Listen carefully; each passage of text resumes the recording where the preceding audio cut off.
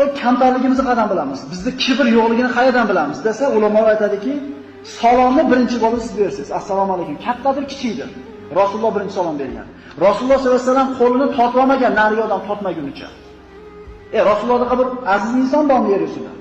Assalomu alaykum deb turib, Payg'ambar sollallohu alayhi vasallam ko'z yuziga qarab tabassum bilan ko'rishganda, qo'lini birinchi tortmagan. Qaranglar, bo'lmasa ish ko'p. Ish ko'p. Bizdan ham ish ko'p Rasululloh sollallohu alayhi vasallam. Lekin mana shunday bir axloq egasi bor. Innaka la ala xuluqin azim. Buyuk axloq egasiz. Birinchisi, ro'paringizga kelgan odamga birinchi bo'lib salom beryapsizmi? Demak, kibr yo'q sizda. Ikkinchisi, majlisga kelib o'tirsangiz, pastroqda o'tirib qolganingizga ham rozi bo'laverayotgan bo'lsangiz, demak, kibr yo'q sizda. Nonushtaga bordingiz, eshikda turib qoldingiz, ozgina kutib.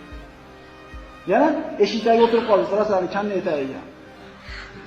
Odatda siz to'rga chiqib o'rgangan edingiz, sizni hurmatingizga loyiq muomala bo'lmadi. Shu yerda g'azabingiz kelyaptimi, birodar? Bilib qo'ying, sizda kibr bor. Va uchinchi belgisi, sizni taqvo va yaxshi kishi ekanligingiz, taqvo kishisi, yaxshi kishi ekanligingizni zikr qilishliklarini xohlamaysizmi? Shu kibrni yo'qligini belgisi.